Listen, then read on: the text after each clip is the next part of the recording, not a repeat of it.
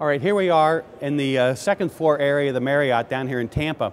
And what I want to talk about is a little bit about window lighting. Now our sun is going in and out right now, and it's kind of a diffused sun right now. The clouds are going in between. It's kind of wispy or whatever. Wind's blowing like crazy. So we're going to see the lighting go in and out here.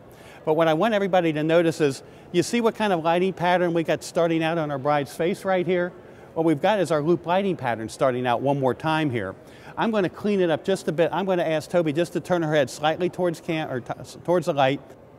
So now when we look at the lighting on her face, the light's coming in here and creating a very, very soft loop lighting on her face.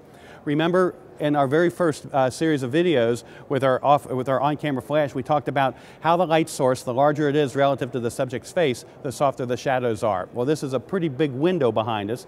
It's kind of a diffuse sunny lit day here, so we've got a very, very broad light source, which is why we can just barely see the shadow edge here. It's just barely defined because we're working with this large light source behind me relative to our bride.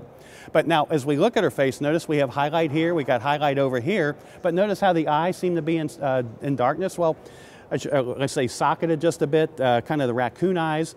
It's because with window light, we don't have the luxury of moving the light relative to the subject. We have to move the subject relative to the light. So how am I going to get light in her eyes? Well, what I'm going to do is just ask Toby to tilt her head this way just a little bit more, chin up a little, turn your head a little bit more. And now look how her eyes just lit up when we did that little maneuver. That's because most of our light is coming from a pretty high vantage point. So I literally have to pose her head right to the light. And then from right here then, I can go ahead and take a couple of photographs. But then what happens if I want to put her in a 2/3 view? If I want to have her looking out or whatever, leaning into the bouquet or whatever, I couldn't do that very well right here. In fact, why don't we do it just for fun? Toby, bring your flowers up here and lean your head this way into them. Bring them really over here. And now look what, turn your head a little bit more, chin down a little bit more. Look what's happened. Again, we've shadowed her eyes, not very flattering when we're photographing our bride here. Again, in this case, we're constrained by the direction of light since we have no control over it.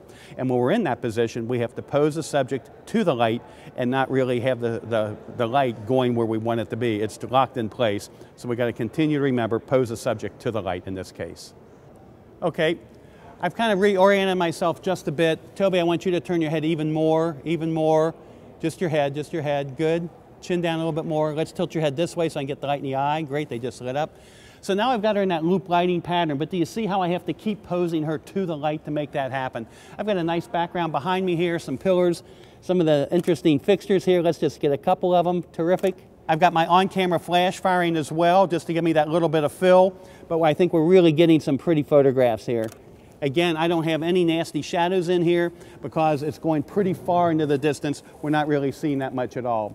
So anyway, I think that covers this. I'm going to try to pull off a profile here, and then we're just going to kind of work the area for natural light, see what we can get before we have to leave the Marriott. So let's move on to our next view of the face, the profile view with window lighting.